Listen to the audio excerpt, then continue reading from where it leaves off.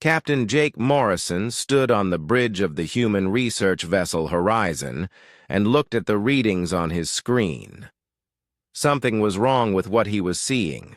The numbers did not make sense.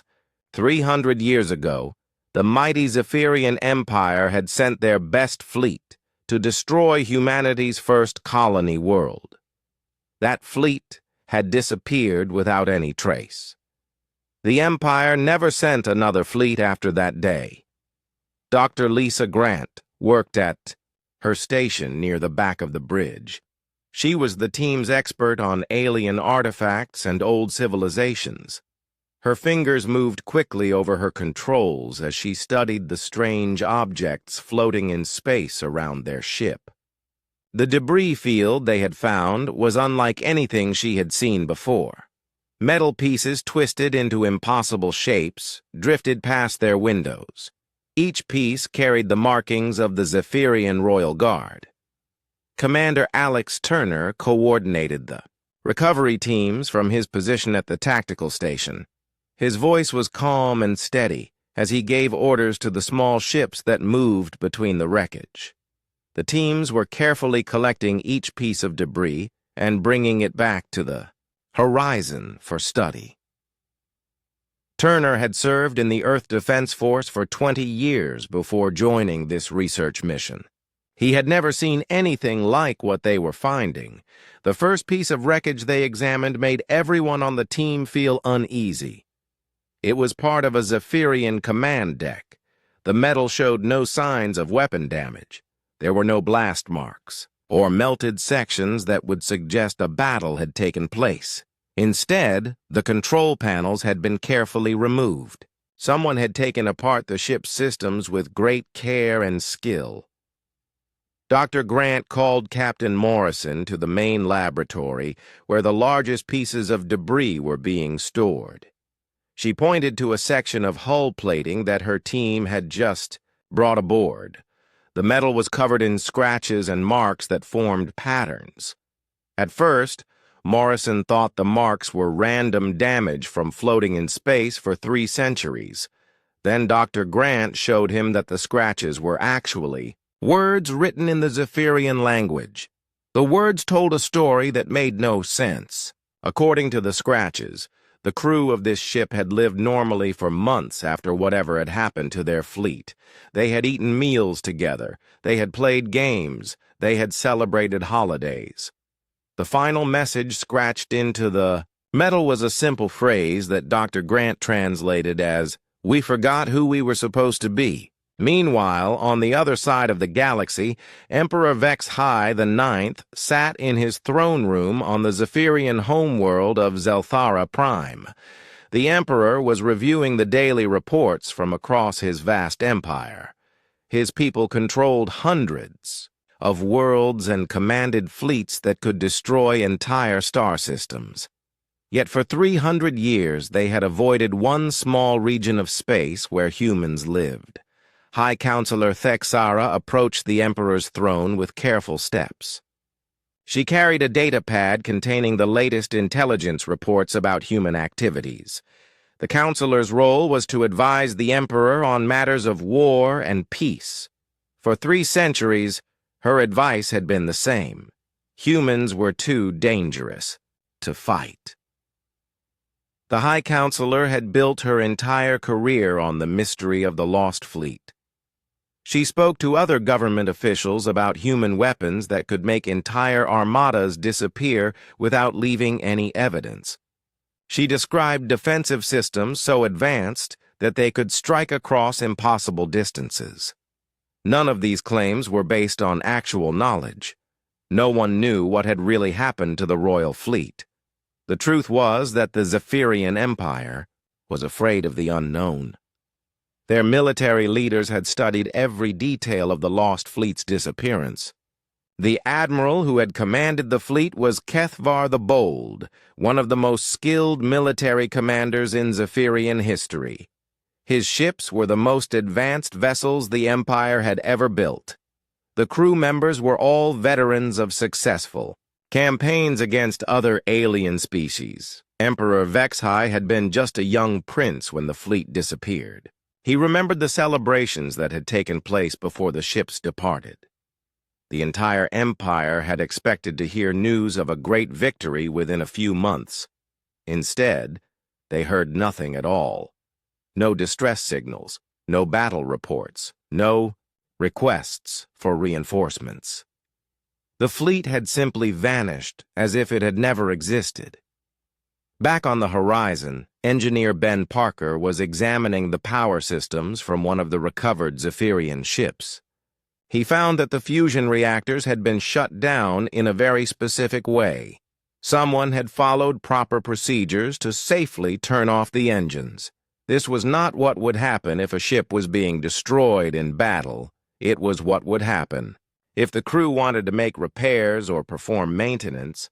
Parker called Dr. Grant to look at his findings.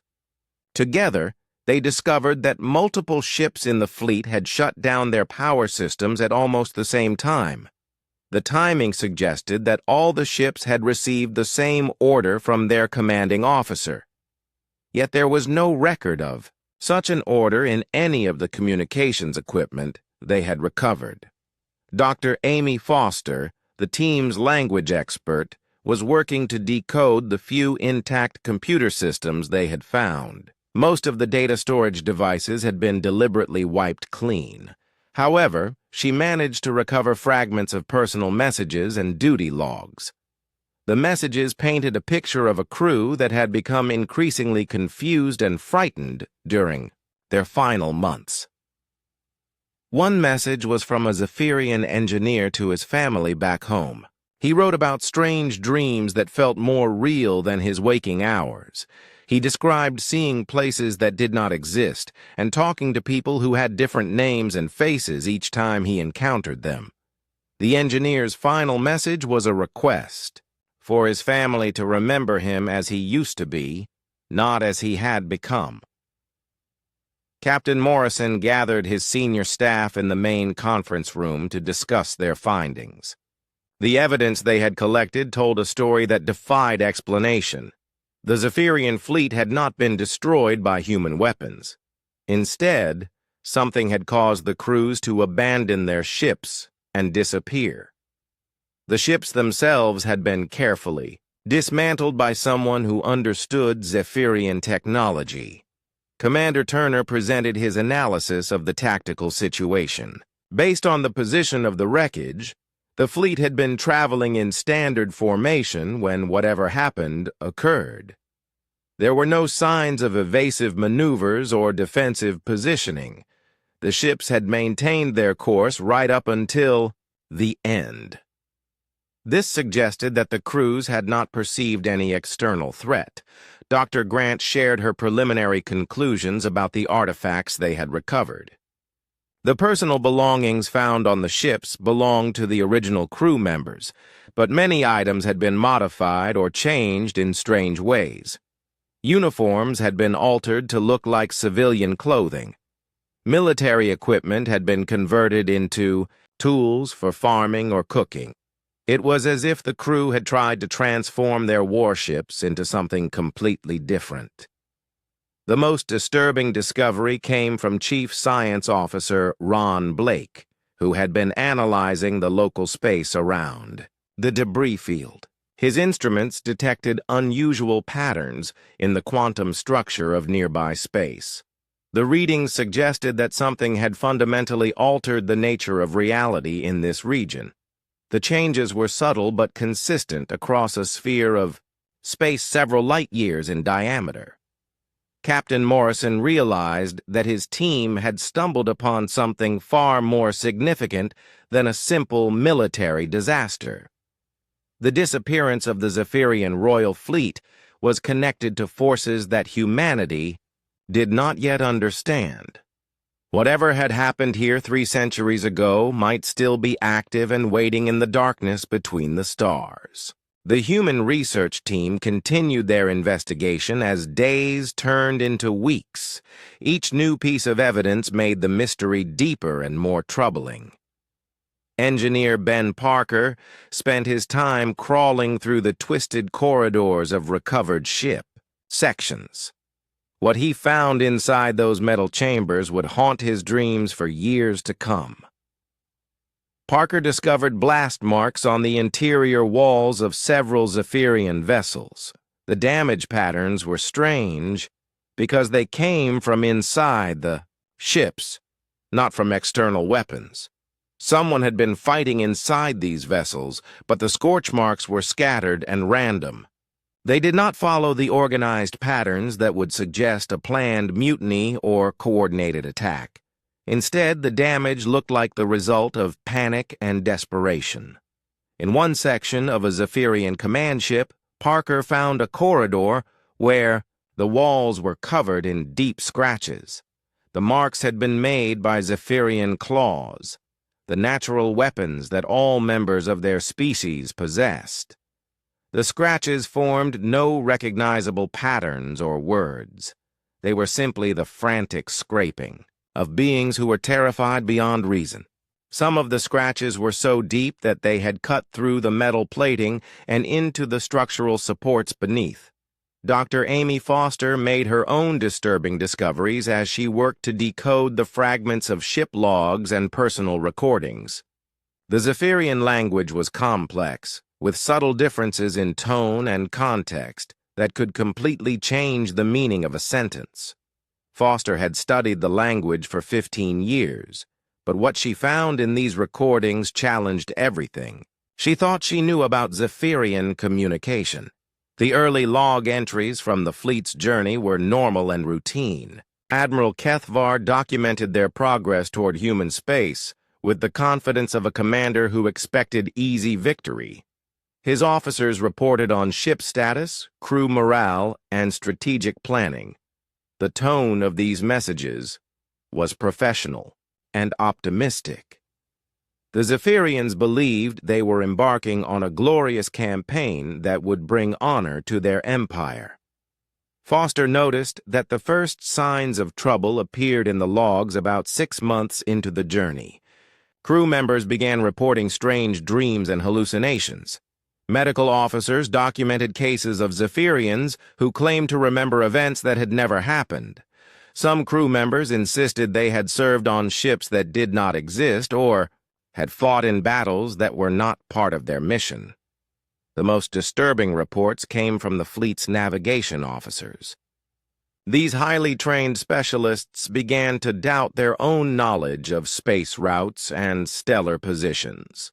Officers who had successfully navigated between star systems for decades suddenly could not remember how to plot basic courses. Some claimed that the stars themselves had moved to different positions when no one was watching. Admiral Kethvar's personal logs revealed his growing concern about the mental state of his crews. The admiral was a practical military leader who did not believe in supernatural explanations for unusual events. He ordered his medical staff to conduct thorough examinations of affected crew members. The doctors found no physical injuries or diseases that could explain the strange behavior. As the situation worsened, Admiral Kethvar made a decision that would doom his entire fleet. He ordered a complete communications blackout to prevent what he called the infection from spreading to other Zephyrian forces. The admiral believed that some kind of psychological contagion was affecting his crews. He thought that isolating his fleet would protect the rest of the empire from whatever was happening to his people. Captain Morrison reviewed these translated logs with growing unease. The Zephyrian admiral had been trying to protect his empire, but his decision to cut off communications had guaranteed that no one would ever know what happened to the fleet. By the time the logs ended, Admiral Kethvar himself was showing signs of the same confusion that had affected his crews.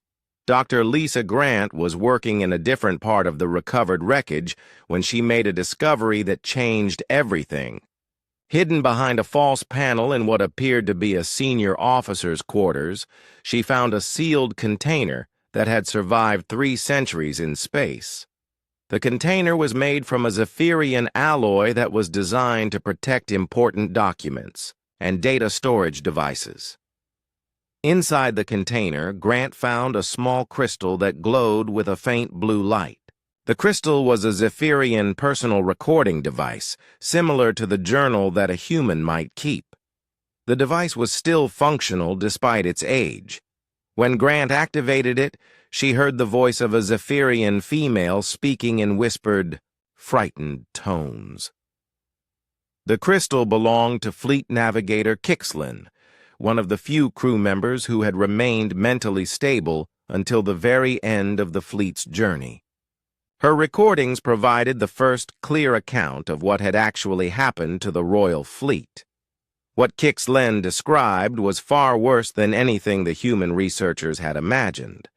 According to the Navigator's account, the fleet had detected an unusual object during their journey toward human space. Long-range sensors had identified what appeared to be a massive artificial structure floating in the void between star systems.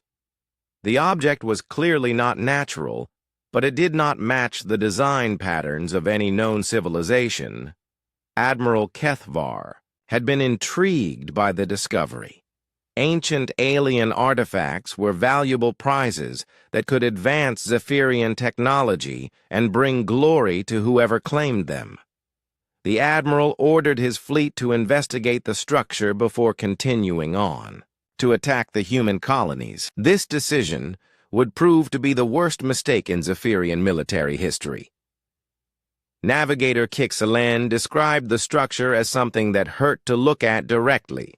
The object seemed to change shape and size depending on who was observing it, and from what angle. Some crew members reported seeing a smooth sphere the size of a small moon. Others insisted they were looking at a complex geometric form with impossible angles and surfaces that folded in on themselves. The Admiral had sent boarding parties to investigate the interior of the structure. The teams that entered the object had returned to their ships after several hours, but they were no longer the same beings who had left. They spoke differently, moved differently, and seemed to have trouble remembering their own names and duties. Some of the returning crew members claimed to be entirely different people from entirely different worlds. Chief Science Officer Ron Blake analyzed the quantum readings from the area where the structure had been encountered. His instruments detected patterns of space-time distortion that were unlike anything in human scientific records. The distortions formed complex geometric shapes that seemed to exist in more than 3 dimensions. Blake's calculations suggested that these patterns were somehow encoding information, though he could not determine what kind of data was being stored. The most frightening aspect of Blake's analysis was his discovery that the quantum distortions were spreading. Like ripples in a pond, the effects of whatever had happened to the Zephyrian fleet were slowly expanding outward from the original location. The expansion was happening at a rate that would eventually affect major space routes used by multiple civilizations. Dr. Foster continued translating Navigator Kixlin's recordings, while the rest of the team tried to understand the scientific implications of their discoveries. The Navigator's account described how the alien structure had somehow infected the minds of everyone who came near it. The entity controlling the structure had not destroyed the Zephyrian fleet.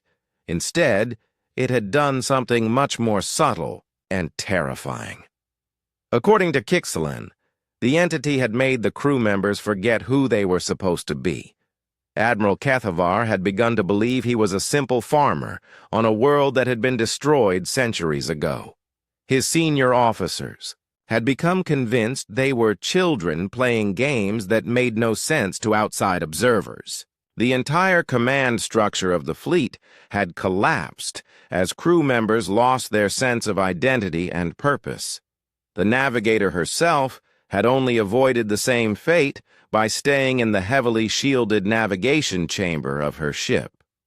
The quantum fields generated by the navigation equipment had provided some protection against whatever force was affecting the other crew members. From her protected position, she had watched her colleagues transform into completely different people with different memories and personalities. Captain Morrison called an emergency meeting of his senior staff to discuss the implications of these discoveries. The human research team now understood that they were dealing with something far more dangerous than a simple military disaster.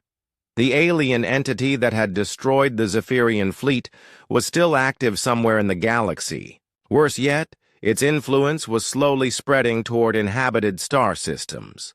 The question facing the human team was whether they should report their findings to Earth Command and risk causing a galaxy-wide panic, or whether they should try to find some other solution to the growing threat. Either choice would have consequences that could affect every living being in the galaxy. Navigator Kixlin's personal recordings contained details that made the human research team question everything they thought they understood about the universe. Dr. Amy Foster worked day and night to translate the most important sections of the crystal's contents. What she discovered in those final entries would change the course of galactic history. The navigator had managed to maintain her sanity long enough to document the true nature of the entity that had destroyed the Zephyrian fleet. According to her records, the massive structure was not simply an ancient alien artifact. It was a living prison that contained something far older and more dangerous than any civilization in the current galaxy. The entity inside called itself the Curator, and it had been waiting in the darkness between stars for millions of years. Kixlin described how the boarding parties had made contact with the Curator during their investigation of the structure. The entity had not communicated through normal speech or written language. Instead, it had planted thoughts and memories directly into the minds of the Zephyrian crew members. These artificial memories were so vivid and detailed that the affected individuals could not distinguish them from their real experiences. The Curator's method of control was more sophisticated than simple mind control or hypnosis. It created completely new personalities for its victims, complete with false histories and artificial relationships. A Zephyrian warrior would suddenly remember being a peaceful scholar on a world that had never existed. A ship's engineer would become convinced that she was actually an artist who had never seen the inside of a spacecraft. Captain Morrison read the translated sections with growing horror. The Curator had not been content to simply capture or kill the Zephyrian fleet.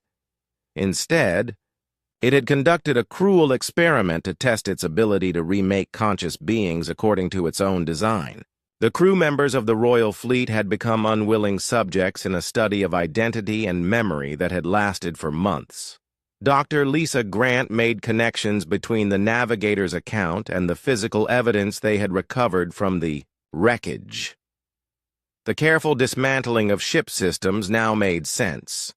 The confused crew members, believing they were farmers or artists or children, had tried to convert their military vessels into something that matched their false identities. Weapons had been turned into farming tools. Command centers had been transformed into workshops or playrooms. The most disturbing aspect of the Curator's experiment was its systematic nature. According to Kixlin's records, the entity had carefully selected different types of false identities for different crew members. Some were given peaceful, innocent personalities that would never consider violence. Others were assigned roles as children who could not understand adult concepts like military duty or strategic planning. A few were given identities as beings from entirely different species who could not comprehend Zephyrian technology. Engineer Ben Parker realized that the blast marks and claw scratches he had found throughout the ships told the story of the crew's final days. As the false identities became more dominant, conflicts had emerged between crew members who no longer recognized each other. Children fought with adults who tried to impose discipline. Peaceful scholars clashed with warriors who retained fragments of their military training. The ships had become chaotic environments where no one could agree on basic reality. Chief Science Officer Ron Blake continued his analysis of the quantum distortions in local space. His findings suggested that the curator's influence was not limited to direct contact with its structure. The entity could project its reality-altering effects across vast distances through manipulation of quantum fields. The expansion of these effects meant that the curator was becoming stronger and more capable of affecting larger areas of space. Blake's calculations revealed another terrifying possibility. The quantum signatures he was detecting indicated that the curator was not unique. The mathematical pattern suggested a network of similar entities distributed throughout the galaxy. Each entity appeared to be connected to the others through quantum entanglement effects that allowed them to share information and coordinate their activities. Dr. Foster made a breakthrough when she discovered references in the Navigator's records to historical encounters with similar entities. Kixlin had accessed the Zephyrian Imperial Archives during the fleet's journey and found accounts of mysterious disappearances dating back thousands of years. Entire civilizations had vanished, without explanation, leaving behind only ruins and conflicting stories about what had happened to them. The pattern was always the same. A spacefaring civilization would encounter an ancient structure in deep space. Investigators would board the structure and return changed. The change would spread throughout the civilization until no one could remember who they were supposed to be. Eventually, the confused population would abandon their cities and ships, wandering off into the wilderness to live as whatever they now believed themselves to be. Navigator Kixlin had realized that the curator and its fellow entities were not random predators. They were part of a deliberate process of galactic management that had been operating for millions of years. When civilizations became too advanced or too numerous, the entities would intervene to reduce their populations and reset their technological development. The current galaxy was not the first to experience spaceflight and interstellar communication. It was simply the latest cycle in an endless pattern of growth and controlled collapse. The Navigator's final entries described her growing understanding of the curator's true purpose. The entity was not evil in any sense that Zephyrians could understand. It was performing a function that it believed was necessary for the long-term stability of the galaxy. By preventing any single civilization from becoming too powerful, the curator and its network ensured that life would continue to evolve and develop throughout the cosmos. Captain Morrison called together his senior staff to discuss the full implications of what they had learned. The human research team now understood that they were facing a threat that made normal military conflict seem trivial by comparison. The curator network had been manipulating galactic civilization for eons, and humanity had been completely unaware of its existence. The immediate question was whether the human team should attempt to warn other civilizations about the true nature of the curator network. Such a warning might allow spacefaring species to work together against the common threat. However, it might also trigger panic and chaos that would make the galaxy more vulnerable to the entity's influence. Commander Alex Turner pointed out another problem with revealing the truth about the curator network. The current peace between major civilizations was based largely on fear of human military capabilities. If other species learned that humanity was just as vulnerable as everyone else, old conflicts and territorial disputes would likely resume. The galaxy would tear itself apart just as the curator's influence began to spread. Dr. Grant raised the possibility that the curator network might actually benefit from increased conflict between civilizations. Beings who were fighting each other would be less likely to notice the gradual expansion of reality-altering effects in their territory.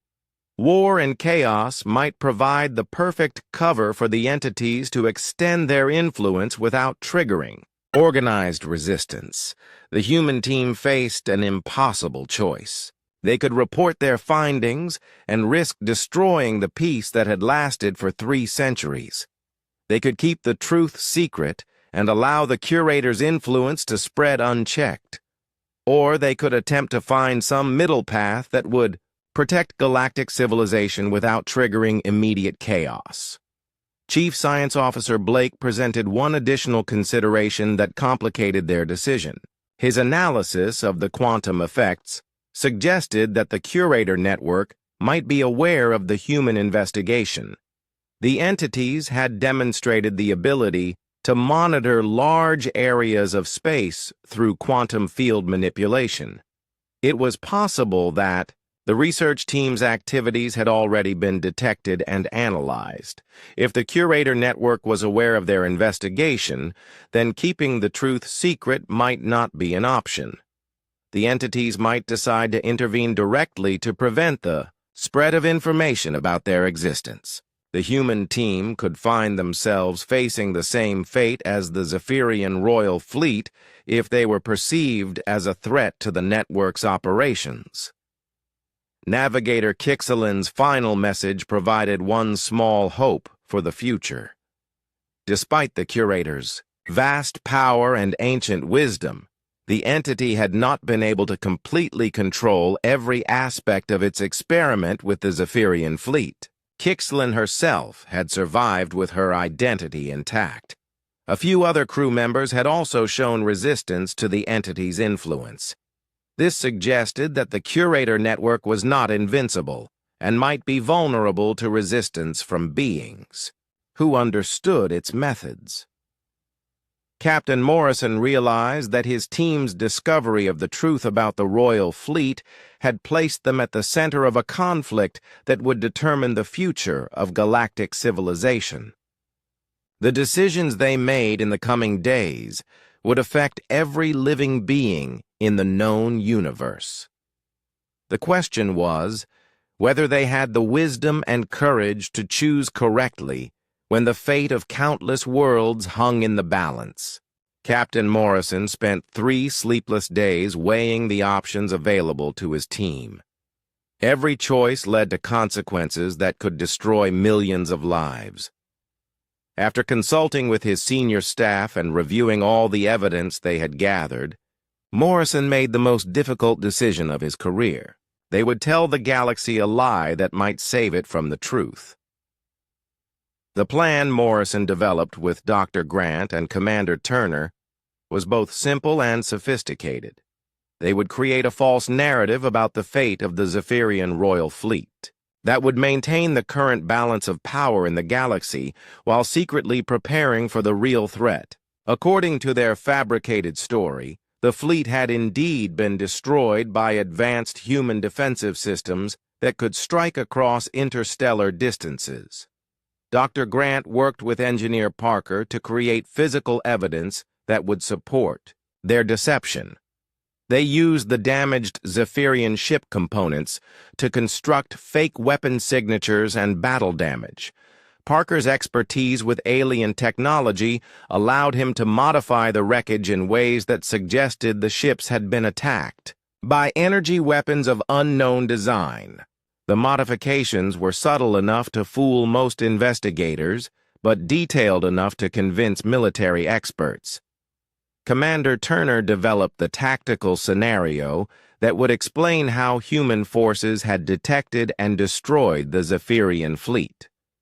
According to his fabricated report, Earth's early warning systems had identified the approaching armada while it was still months away from human space. Advanced weapons platforms hidden throughout the outer solar system had engaged the fleet at maximum range, destroying the ships before they could mount any defense.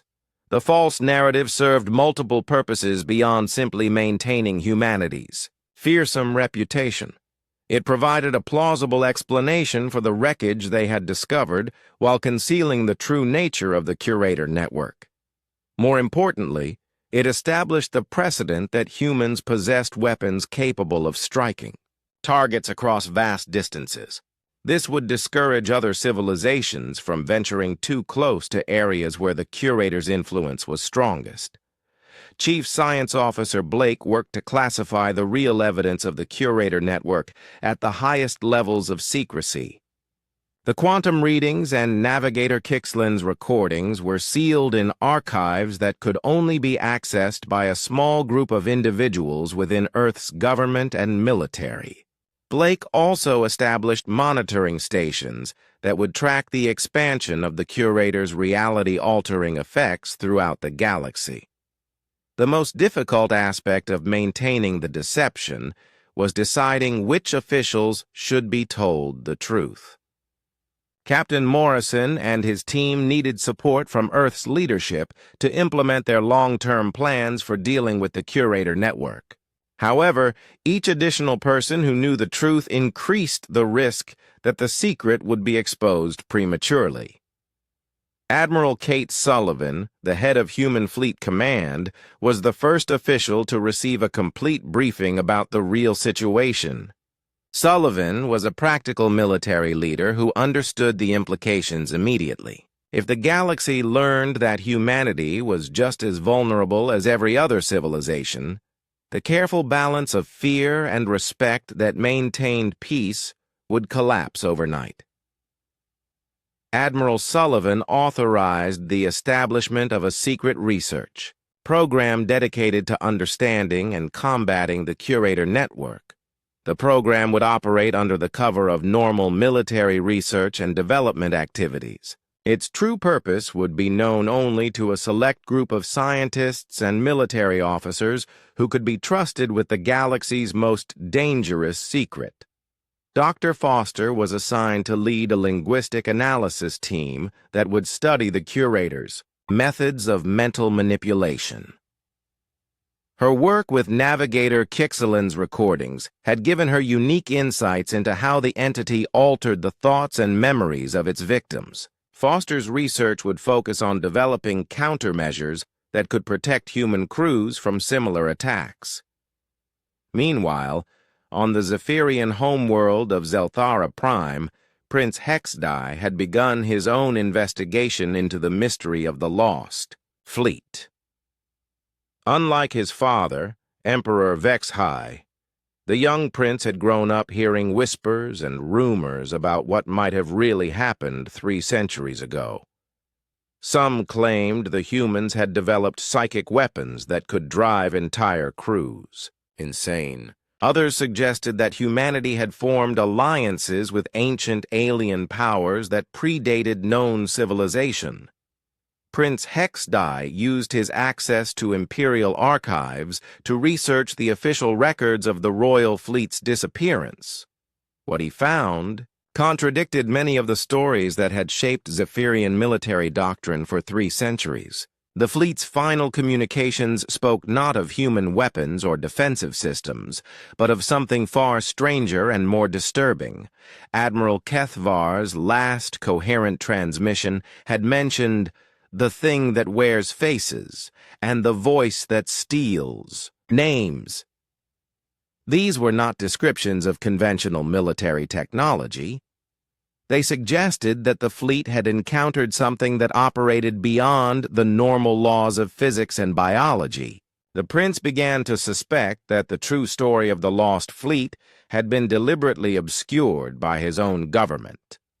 The young prince's investigations eventually led him to classified sections of the imperial archives that contained records of similar mysterious disappearances throughout Zephyrian history. Entire colonial expeditions had vanished without explanation.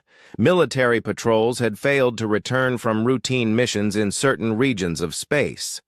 The pattern of losses suggested that some external force had been culling Zephyrian expansion.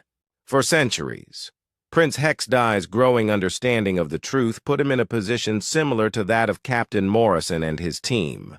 The prince could expose the deception that had maintained galactic peace, but doing so would likely trigger the very conflicts that the lie had been designed to prevent.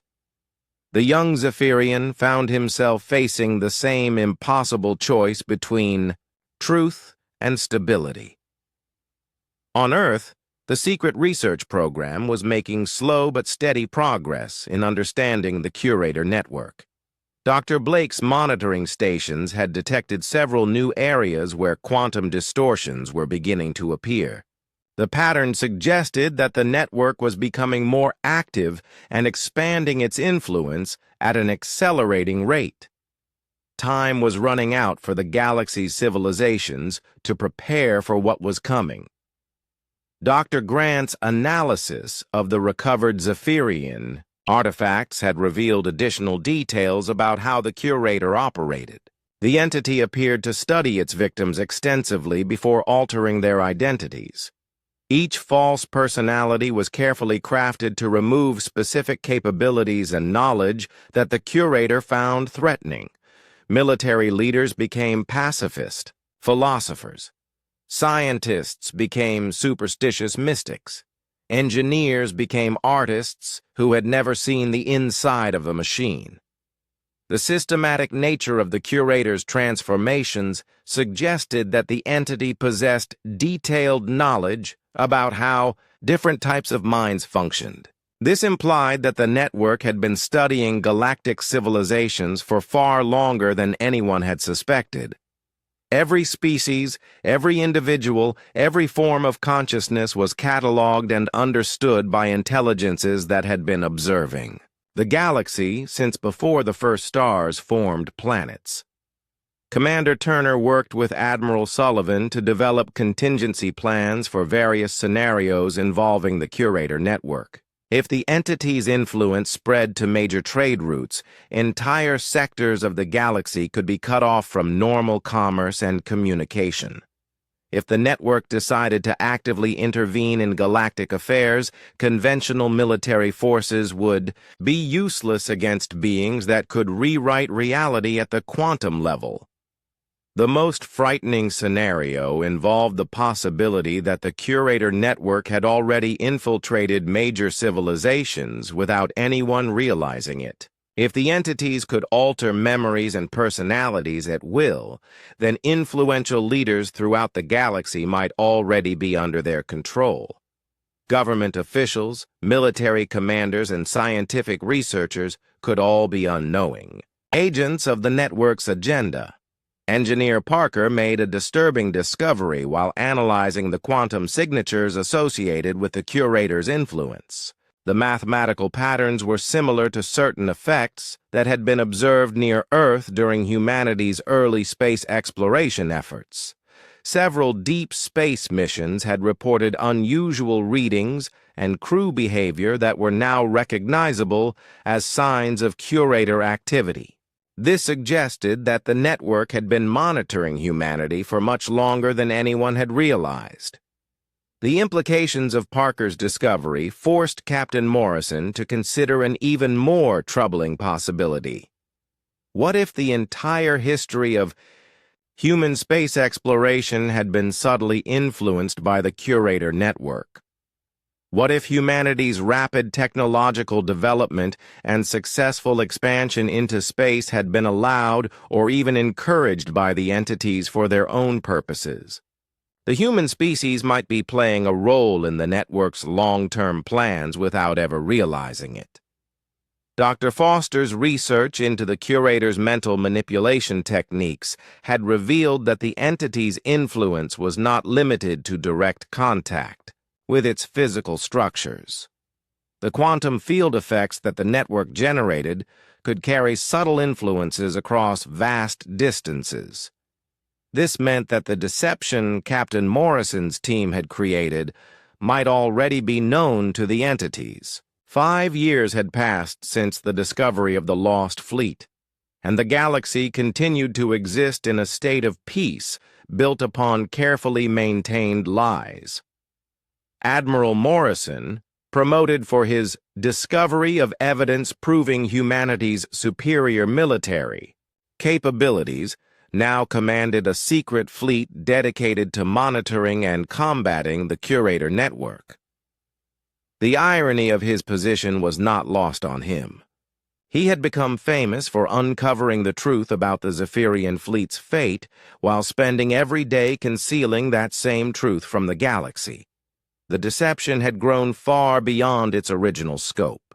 Earth's government had constructed an entire mythology around humanity's defensive capabilities, complete with fabricated technical specifications and fictional weapon systems. Military analysts from dozens of species studied these false documents, trying to understand how humans had achieved such technological superiority.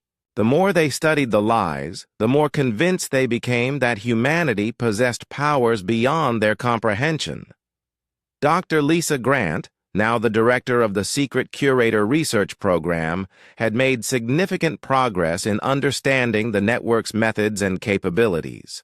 Her team had identified 17 active curator entities throughout the galaxy, each one associated with an area of space where ships and colonies had mysteriously disappeared over the centuries.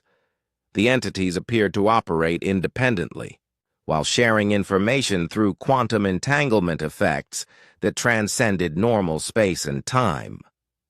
The research program had also developed the first effective countermeasures against curator influence.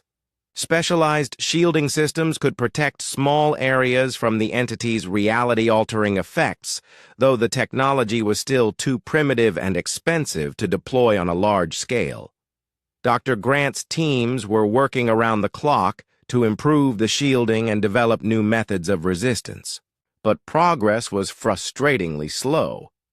Engineer Ben Parker had become Earth's leading expert on curator technology and had made several breakthrough discoveries about how the entities manipulated quantum fields to achieve their effects.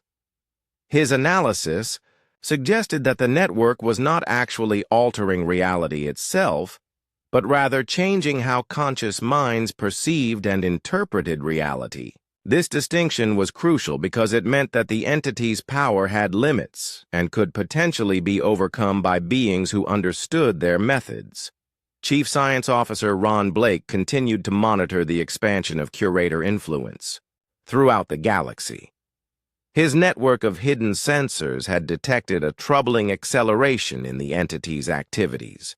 Areas of space that had been safe for centuries were now showing signs of quantum distortion. The network appeared to be preparing for some kind of major intervention in galactic affairs, though its ultimate goal remained unclear. Dr. Amy Foster had achieved perhaps the most important breakthrough of all by successfully decoding additional records from Navigator Kixlen's crystal. The new translations revealed that the curator network had a specific weakness that could be exploited by sufficiently advanced civilizations. The entities relied on their victims' inability to distinguish between real and false memories. If a large enough population could be made immune to memory manipulation, the network's power would be significantly reduced. On Zelthara Prime, Prince Hexdai had reached his own conclusions about the true fate of the royal fleet. His investigation had uncovered enough evidence to prove that the official story about human weapons was false. However, the prince had also discovered hints about the real threat that had destroyed the fleet. Unlike Captain Morrison, Prince Hexdai chose to become a willing participant in the deception rather than expose the truth. The young prince's decision was based on a careful analysis of Zephyrian society and its likely response to learning about the curator network. The Zephyrian Empire was built on conquest and military dominance. If the population learned that an unstoppable alien force was manipulating galactic civilization, they would likely respond with desperate aggression that would only make the situation worse. The current peace, built on fear of human retaliation, was preferable to the chaos that would follow the truth. Prince Hexdai used his position within the imperial government to subtly reinforce the mythology surrounding human capabilities. He ensured that Zephyrian military doctrine continued to emphasize the dangers of provoking humanity while secretly redirecting research efforts toward technologies that might prove useful against the real threat. The prince's actions were known only to a small circle of trusted advisors who shared his understanding of the true situation. The cooperation between human and Zephyrian researchers, conducted through secret channels and hidden communications, represented the first interspecies effort to combat the Curator network.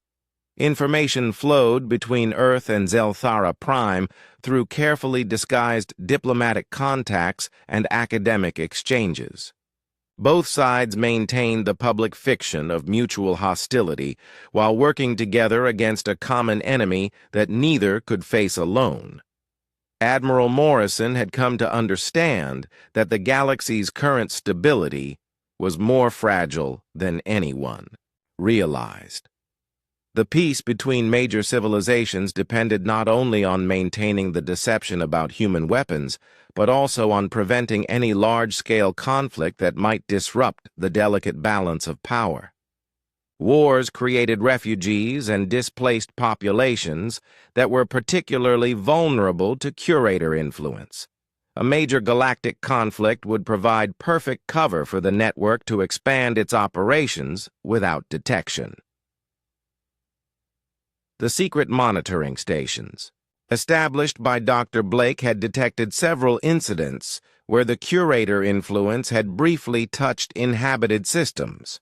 In each case, small numbers of individuals had experienced temporary personality changes or false memories before the effect passed. These incidents suggested that the network was testing its ability to affect populated worlds rather than limiting itself to isolated ships and colonies. The most disturbing discovery came from analysis of historical records that Dr. Foster had requested from archives throughout the galaxy. The pattern of mysterious disappearances and unexplained incidents stretched back far longer than anyone had suspected. The Curator network had been active for millions of years, carefully managing the development of galactic civilization according to some vast plan that encompassed timescales beyond normal comprehension. Dr. Grant's research had revealed that the network appeared to operate in cycles, allowing civilizations to develop and expand for certain periods before intervening to reduce their populations and technological capabilities. The current galactic civilization was apparently approaching the end of one such cycle. The accelerating Curator activity suggested that the network was preparing to initiate another period of controlled collapse and reset. The knowledge that their entire civilization might be living on borrowed time had a profound effect on everyone involved in the secret research program. Scientists worked with desperate intensity to develop countermeasures that might protect humanity and its allies from the coming intervention.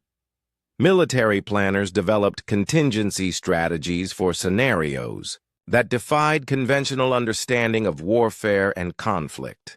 Engineer Parker made a crucial discovery when he realized that the quantum shielding technology his team had developed could be modified to create offensive weapons against the Curator network. If the entity's power depended on manipulating quantum fields, then disrupting those fields might be able to damage or destroy them. The concept was still theoretical, but it offered the first real hope for striking back against the network rather than simply defending against its influence. The development of anti-Curator weapons raised new moral and strategic questions for the human leadership. Using such weapons might provoke the network into more aggressive action, potentially triggering the very intervention that everyone was trying to prevent. On the other hand, demonstrating the ability to resist Curator influence might convince the entities to target other civilizations instead of humanity.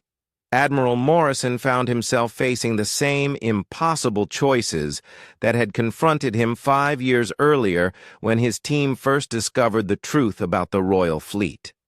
Every decision carried the potential for catastrophic consequences. Every action risked exposing the deception that had maintained galactic peace or provoking a response from entities whose true capabilities remained unknown. The weight of these responsibilities had aged Morrison far beyond his years. The Admiral, who had once been an optimistic explorer, now carried the burden of knowing that every day of peace might be the last before the galaxy descended into chaos or fell under the control of alien intelligences that viewed all life as specimens to be studied and manipulated. Dr. Foster's final translation of Navigator Kixlin's records provided one last piece of crucial information. The Zephyrian navigator had somehow learned the location of the Curator Network's Central Coordination Facility, a massive structure hidden in the void between galaxies where the entities gathered to plan their interventions in cosmic affairs. The facility's location offered the possibility of striking directly at the heart of the network, but reaching it would require technology and resources that no single civilization possessed.